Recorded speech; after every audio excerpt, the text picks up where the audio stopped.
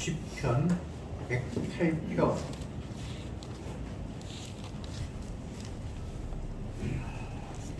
시편 108편 1절부터 6절까지 교독하겠습니다. 108편 1절에 하나님이여 내 마음을 정하였사오니 내가 노래하며 내 심령으로 찬양하리로다.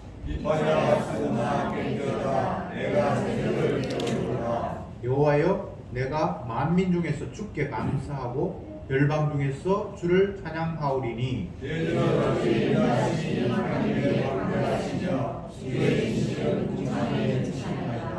하나님이여 주는 하늘 위에 높이 들리시며 주의 영광이 온 세계 위에 높으시기를 원하나이다.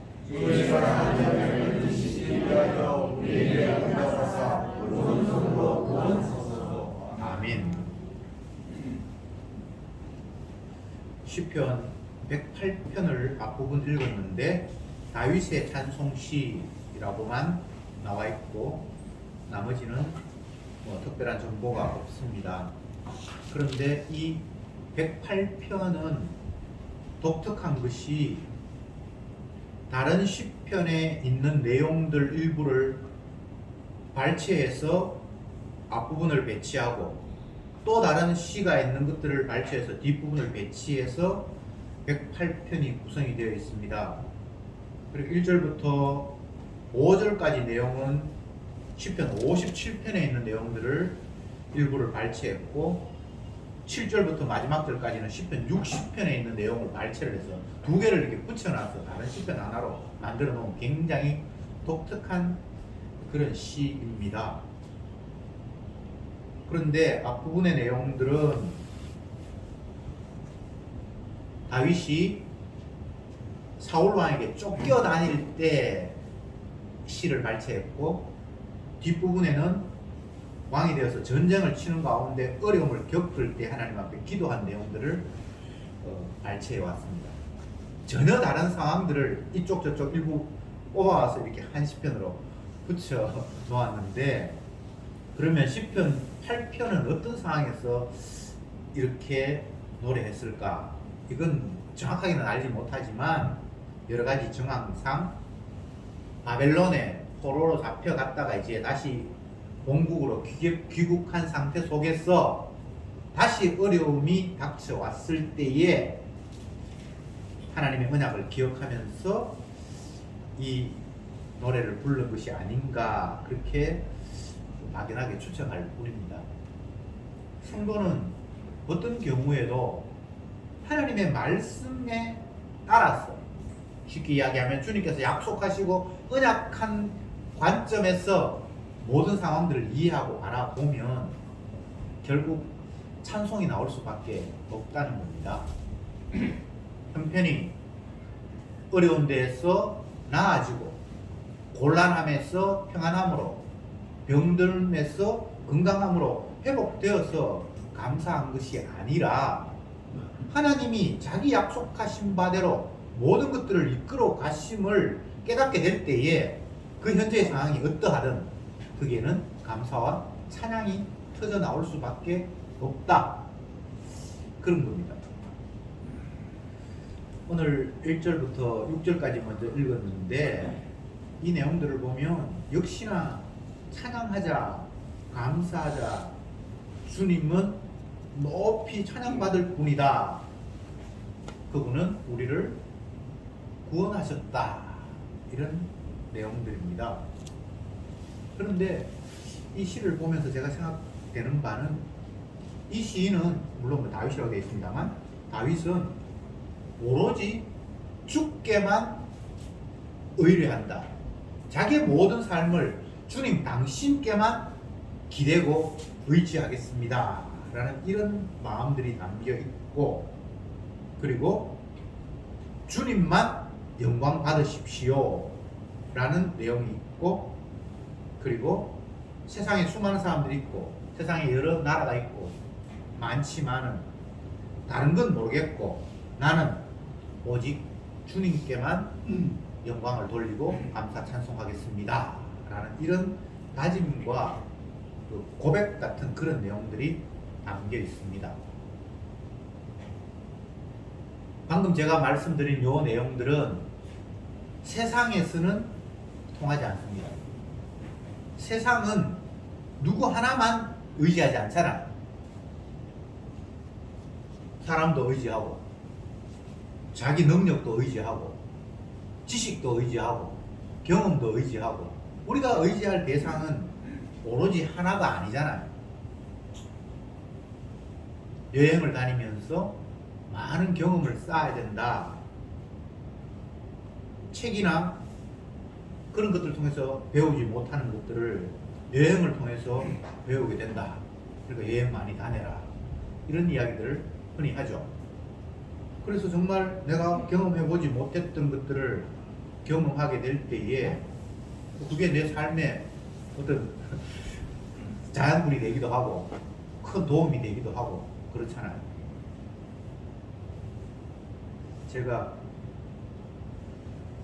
그 마산 어떤 지역을 한 20년 전에 갔는데 시골 마을이었어요. 마산 도심이 아니고 외곽이었어요. 그런데 놀라운 걸 발견했어요.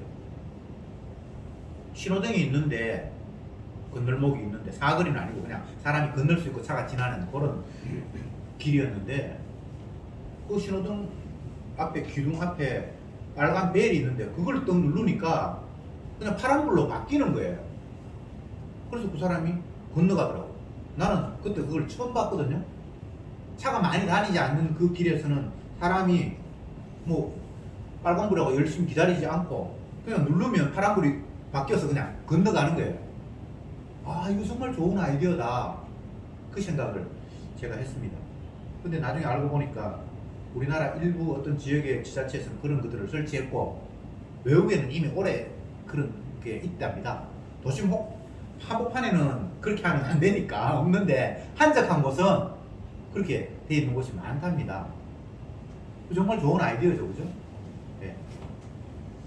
제가 지금 말씀드리는 것은 인간은 무엇 하나만 의지하며 살아가는 것이 아니라 의지할 것이 여러 군데를 있고 더 의지할 것을 넓히면서 나의 삶을 좀 더 수준 높게 편안하게 내가 원하는 쪽으로 가도록 그렇게 만드는 것이 우리의 보편적인 삶의 양태입니다. 그런데 오늘 시편 8편에서 다윗은 오로지 주님만 의지하겠다라는 모습이 보여요. 6절에 주의 사랑하는 자를 건지시기 위하여 우리에게 응답하사 오른손으로 구원하소서. 주님 당신만이 나를 건질 수 있습니다. 바꿔 말하면 나는 당신 말고는 다른 데는 의지하고 싶은 마음이 없습니다라는 이런 모습이지요.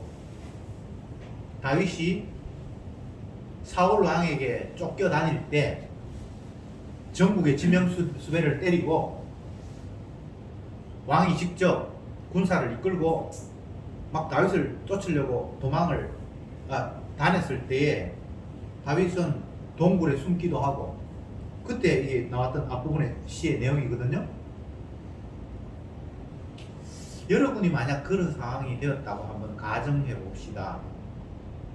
내가 특별히 왕으로부터 미움받을 일도 한 것도 없고 나는 하나님의 은혜로 골리앗이라는 어마어마한 적을 이겼고 그것을 통해서 백성들로부터 호응을 받았고 그것 때문에 왕이 자기를 군대 최고 사령관으로 세웠고 뭐 그거 말고는 자기가 특별히 뭐 자기가 의도한 것도 아니고 그냥 어떤 주님께서 만든 상황이 자기를 그렇게 만들었는데 결과적으로는 왕이 자기를 미워해서 시기하고 질투해서 자기를 죽이려고 돌아다닌단 말이죠.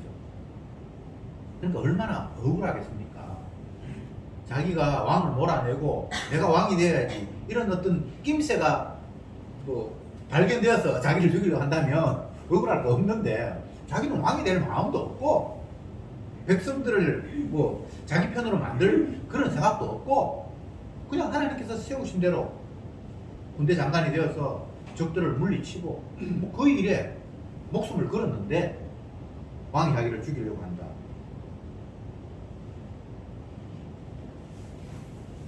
인간이기 때문에 눈에 보이는 것을 의지하고 싶은 마음이 얼마나 크겠습니까?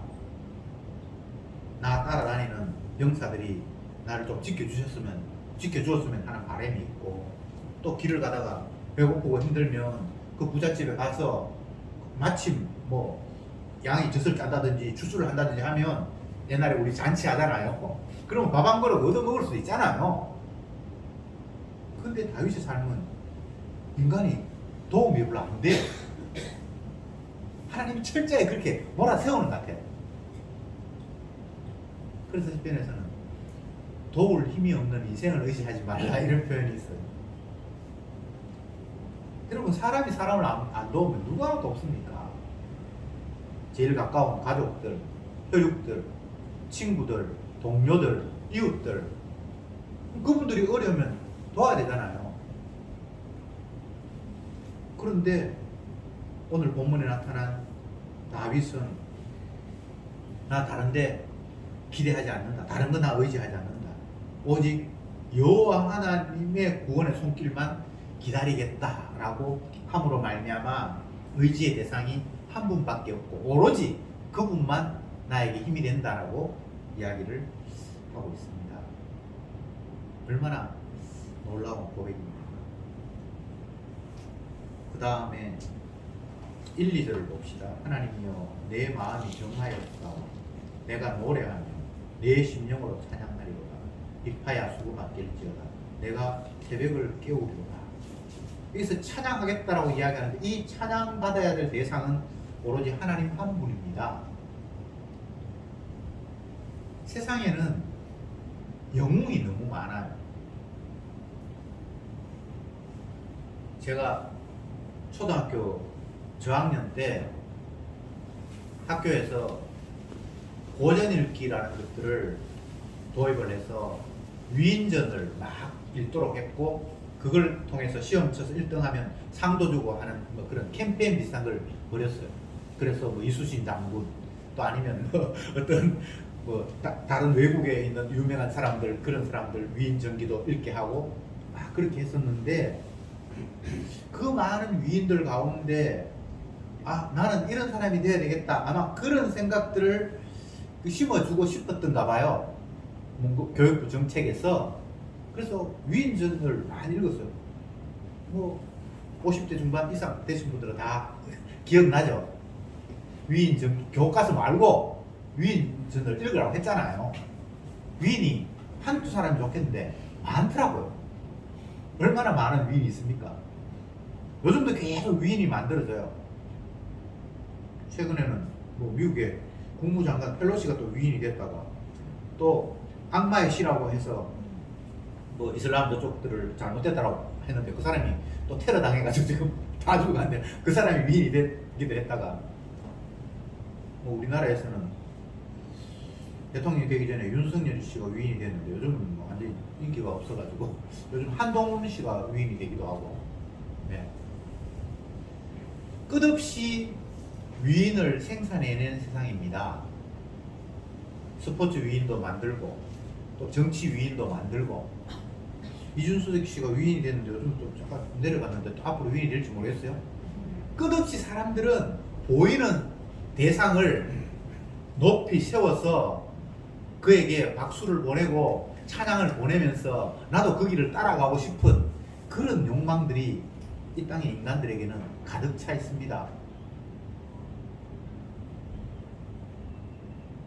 그런데 다윗은 나는 하나님만 찬양하겠다, 그분만 높이겠다 라고 이야기합니다. 이 이야기 속에는 나도 결코 높아지지 않겠다라는 다짐이 여기에 담겨 있습니다. 주님만 높이겠다라는 이야기에는 세례 요한의 표현으로는 그는 흥하여야 하겠고 나는 쇠하여야 한다 라는 이런 고백입니다. 내가 주님을 높일 테니까 주님 나도 좀 높여주세요, 우리 윈윈 합시다, 이런 거 아닙니다. 인간의 신앙이라는 건 다 그런 구도예요. 주님 섬기면서 내가 주님 섬길 테니까 주님 나 좀 이 땅에서 괜찮게 좀 나를 존귀하게 해주십시오라는 이런 마음이 인간의 신앙에는 다 깔려 있습니다. 그래서 성경은 사람의 믿음, 신앙을 그냥 우상숭배라고 규정해 버립니다. 주님을 섬기는 것 같은데 결국은 내 섬기는 시기예요. 인간의 사랑은 나의 사랑을 벗어나는 경우가 없습니다. 뭐 자녀를 사랑한다 그러고 이웃 사랑한다 그러는데 다 거짓말이에요. 결과적으로는 내 사랑을 위해서 그를 아끼는 겁니다. 성경이 하는 이야기가 제 이야기가 아니고 인간은 지 말고는 없어요. 눈을 떠도 눈을 감아도 오로지 나. 그래서 모든 인간은 다 자기를 섬기고 자기를 경배하는 자입니다. 그러니까 남을 경배한다고 하는데 그것이 결국은 자기 경배이기 때문에 하나님은 그 상태를 우상숭배다라고 못 박아요. 주님만 찬양하겠다. 내 마음은 정하였사오니 결정했다는 거예요. 내가 노래하면 내가 심령으로 찬양할 텐데 그것은 1절에 나타난 하나님이여 라고 이야기함으로 말미암아 나는 오로지 당신께만 경배하고 찬양하겠습니다. 빅파야 수구만 일지어다 내가 새벽을 깨웁니다. 이것은 모든 것들을 다 동원했어. 다윗은 직접 악기를 연주하기도 했고 작곡하기도 했고 그런 사람입니다. 그러니까 내가 할 수 있는 모든 역량을 다 동원해서 나는 하나님 당신에게만 찬양하겠습니다라는 고백입니다. 사실 찬양의 대상이 주님 말고는 없어요. 제가 좋아하는 구절, 여러분 잘 아는 구절 또 한번 얘기해 봅시다. 이사야 53장입니까? 이 백성은 내가 나를 위하여 지었나니 나의 찬송을 부르게 하려 함이라. 주님이 홀로 찬양받기 위해서 만들어 놓은 세상이잖아요. 만들어 놓은 이스라엘이잖아요. 만들어 놓은 성도들이잖아요. 그러니까 성도가 이스라엘이 찬양할 대상은 한 분밖에 없어야 그게 정상이에요. 나는 주님도 찬송하고 우리 목사님도 높이고 그런 게 없어요. 세례 요한의 그 고백, 그는 흥하여야 하겠고 나는 쇠하여야 하리라. 그게 얼마나 명쾌한 복음입니까? 표면적으로 볼 때는 세례 요한이 그런 말을 할 때는 자기 자신이 영웅처럼 돼 있습니다. 모든 사람들이 자기 앞에 나와서 나 세례 주세요, 나 제 씻게 해주세요 라고 했거든요. 심지어는 그게 지도자들도 있었단 말이에요. 바리새인들도 찾아왔어요. 근데 바리새인을 향해서 세례 요한이 뭐라고 이야기합니까? 이 독사의 새끼들아, 누가 임박한 진노를 너에게 피하려고 하더냐? 너희들이 내한테 오면서 여론이 다 그렇게 분위기가 그렇게 되니까 내한테 오면서 속으로는 말하기를 나는 아브라함의 자손인데 죄 없는 그따위 생각하고 있지 라고 그렇게 공격을 했잖아요. 그러니까 종교 지도자마저도 그 분위기에 휩쓸려서 자기 앞에 와서 다 경배하고 머리 숙이고, 오늘날 만약 인기 투표 뭡니까 여론조사 했으면 90% 80% 그 사람이 대통령이 돼야 된다, 지도자가 돼야 된다라고 할 만큼 세례 요한은 표면적으로 인기를 끌었잖아요. 그런데 정작 본인은 나는 예수님을 높이기 위해서 지금 하고 있는 일이지 나는 높아지면 안 돼, 나는 오히려 낮아져야 돼 라고 정확하게 주님만 경배의 대상이라고 이야기했다 이 말입니다. 이거 얼마나 멋있습니까? 주님 높이다가 내가 높아질 수 있어요. 인간은 그래요. 마귀가 또 그런 상황을 조작해요. 베드로와 요한이 성전 민문에 앉아서 날마다 구걸하는 안전뱅이를 주의 이름으로 일으켜 걷게 했잖아요. 그럴 때 많은 사람들이 안전뱅이를 일으키게 했네. 누구야? 베드로야? 요한이야? 와 대단하다라고 하면서 그 앞에서 그를 높이려고 했을 때 그들이 깜짝 놀랐잖아요. 파들짝 놀라잖아요. 이렇게 되면 안 되는데, 야 이 사람들아, 내가 무슨 능력이 있어서 안전뱅이를 일으켜? 이건 나사렛 예수의 능력이야. 그래서 자기는 쓱 빠지잖아요. 이게 오늘 시편으로 이야기하면 하나님께만 경배하고 찬양하겠습니다, 주님만 높아져야 합니다 라는 고백과 똑같은 거예요. 죄인인 내가 높아지면 어떡하겠어요? 이거 굉장히 불행한 일이에요. 내가 사람들한테 인정받고 훌륭하다 소리 들으면 기분이 좋아지는데 이거 정말 우리가 감당을 못하는 거예요. 연기자들이 어떤 배역을 맡는데 청순 가련하고 순박하고 착한 연기를 해서 많은 인기를 얻고 나면 그 이미지 굳히면서 살아가려고 엄청나게 힘들어요.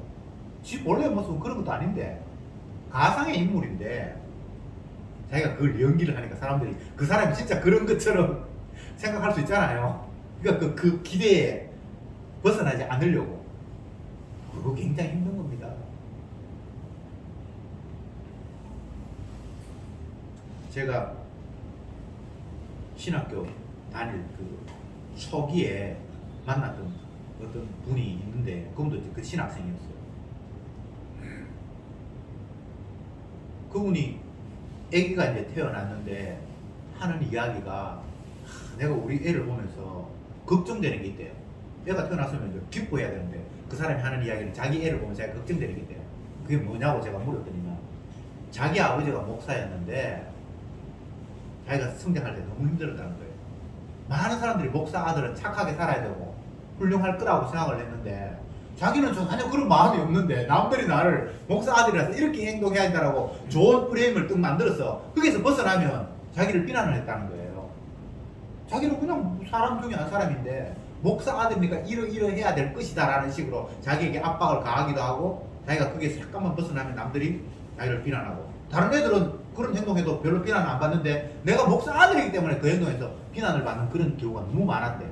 자기 아들 태어나니까 자기가 지금 신학을 하고 있잖아요. 앞으로 얼마나 힘들게 살아갈까를 걱정이 된다는 그런 이야기를 제가 들은 적이 있습니다.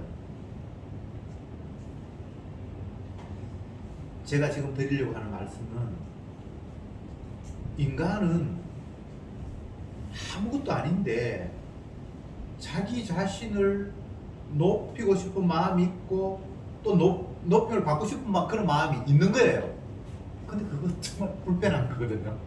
내가 높임 받으면 안 돼요.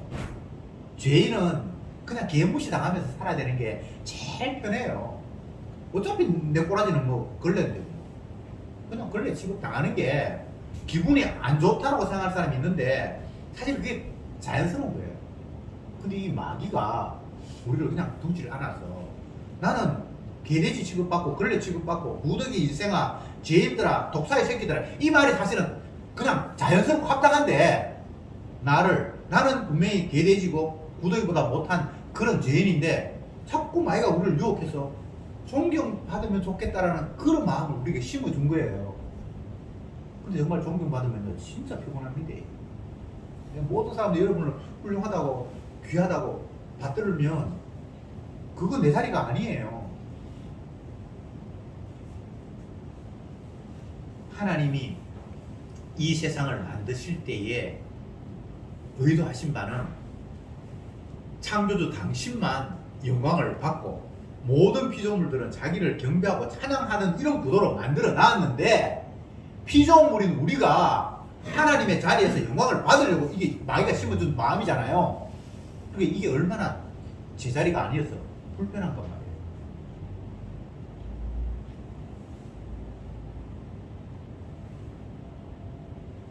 어른들은 자기 아이가 너무 귀하니까 그 어린 아이를 여자 같으면 공주로 또 남자 같으면 왕자처럼 그렇게 꾸미고 남들에게도 그렇게 대접받기를 원하잖아요. 제가 초등학교 한 3, 4학년 됐을 때인데 제 아버지가 옷을 뭐 백화점에 샀는지 뭐 시장에 샀는지 꽤 뭐 괜찮아 보이는 옷을 사 오셨어요.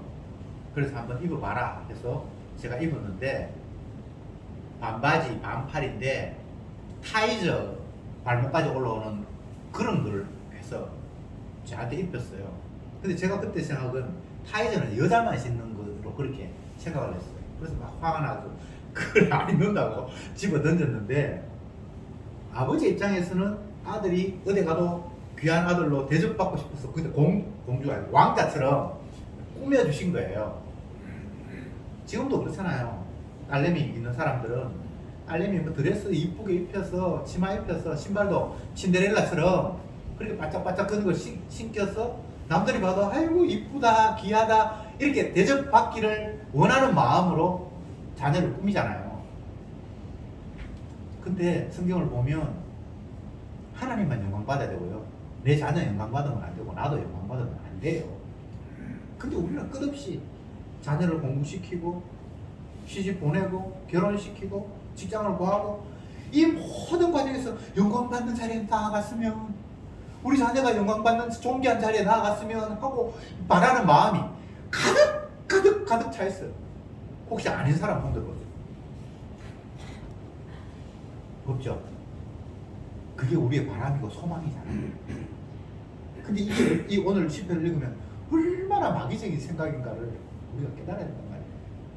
왜 피조물이 영광을 받아요? 피조물이 왜 존귀함을 받아요? 피조물이 왜 찬양을 받아요? 이거는 애초에 하나님이 계획하신 바가 전혀 아니에요. 찬양받으실 분은 오직 한 분. 신약으로 이야기하면 우리 죄를 위해서 십자가에 피 흘리신 그분 홀로 영광을 받으셔야 됩니다. 이게 아버지의 뜻이에요. 그런데 우리는 그런 생각이 없잖아요. 어떻게 하면 내가 영광받을까? 어떻게 하면 내가 사람들로부터 인정받을까? 어떻게 하면 내가 처음 어떤 단체에 가입을 했다 가면 어떻게 하면 여기서 내가 좋은 인상을 심을까? 그런 생각밖에 없잖아요.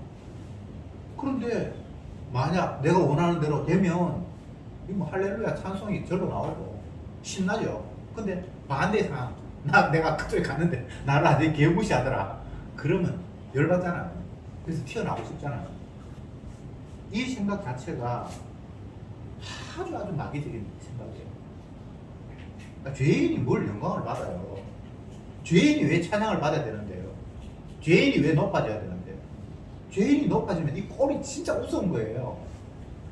그냥 죄인은 죄인 취급 받아야 되고 창조자 하나님은 영광 받아야 되고 이게 지극히 자연스러운 거란 말이죠. 다짐합시다. 그냥 뭐 개돼지 취급 받으면 살면 되지. 원래 개돼지인데 뭐. 여러분 개돼지 아닙니까? 오히려 개보다 못하다고 성경이 이야기해요. 소, 나귀보다 못하다고 이야기해요. 소는 주인을 알고 나귀는 구유를 알건만. 지금 자기 밥 준 그 주인을 알건만.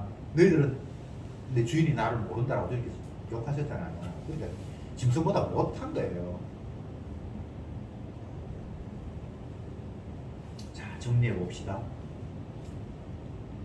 다윗은 주님을 노래하면서 몇 가지 다짐을 합니다. 나는 주님만 찬양하겠다. 나는 주님만 의지하겠다. 이 이야기 속에는 나는 찬양의 대상이 되면 안 되고 내가 내 스스로 주님 외에 다른 것들이 의지해서는 안 된다라는 다짐을 스스로 하고 있습니다. 그런데 이 마음이 3절 봅시다. 여호와여 내가 만민 중에 주께 감사하고 열방 중에서 주를 찬양하리다. 이렇게 돼 있죠. 만민, 열방은 여러 대상이잖아요. 세상 전체잖아요. 근데 그 사람들이 뭐라고 어떻게 하든 그건 나는 상관없고 나는 그냥 주님께 감사하고 찬양하겠다는 거예요. 다른 사람 눈치 볼 거 없어. 저 사람은 안 그런데요. 저 사람은 다 뭐 교회 다니도 저 사람은 그래 안 사는데 그거 관심 없어요. 다른 열방, 다른 세상은 어떻게 하든지 그건 난 모르겠어요. 그 흐름에 따라 나는 갈 마음이 없어요. 그들이 뭐라고 하든 나는 주님만 경배하고 찬양하겠다는 거예요. 왕이 사울인데 그 이스라엘의 임금인데 그 사람이 어떻게 하든 말든 나는 뭐 그거는 모르겠고 또 다른 백성들 이스라엘 백성들 뭐 제사장 선자들 그 사람들 뭐 어떻게 하든 난 그 관심 없고 나는 주님만 경배하고 찬양하겠다는 겁니다. 여러분 유유상종이라는 말이 있는데 인간이 인간을 닮아야 되는지 아니면 뭐 마음이 같아서 따라가는지 모르겠지만 성도는 그렇게 따라가는 사람이 아닙니다. 자기 혼자라도 그냥 자기는 주님께 찬양해야 될 자라고 자기 자신을 그냥 규정을 해버려요. 다른 사람 다 안 그런데 그거 몰라. 나 다른 사람 몰라. 열방이 어떻게 되든 세상이 어떻게 되든 나는 그게 관심이 없어. 나는 주님을 찬양해야 할 대자로 주님께서 나를 세웠어. 이런 다짐을 오늘 이 시에서 하고 있습니다. 기억합시다. 찬양의 대상은 오로지 한 분이다. 그리고 의지의 대상도 한 분이다. 나를 구원하고 나를 지켜줄 분은 오직 한 분밖에 없다. 다른 사람이 어떻게 생각하고 어떻게 살아가든 그거 상관없이 나는 그 주님을 의지하고 그 주님만 높이겠다. 이것이 결국은 주님이 자기 피를 흘려서 나를 죄악에서 건지셨기 때문이다. 기도합시다.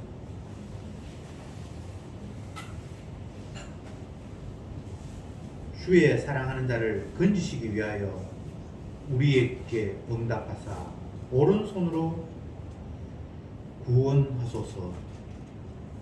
주님, 당신만이 우리를 죄에서 건지실 수 있습니다. 그래서 우리는 당신만 의지하고 당신만 찬양할 뿐입니다. 이것이 다윗의 고백이었다면 이것이 또한 저들의 고백이 되어야 될 줄 믿습니다.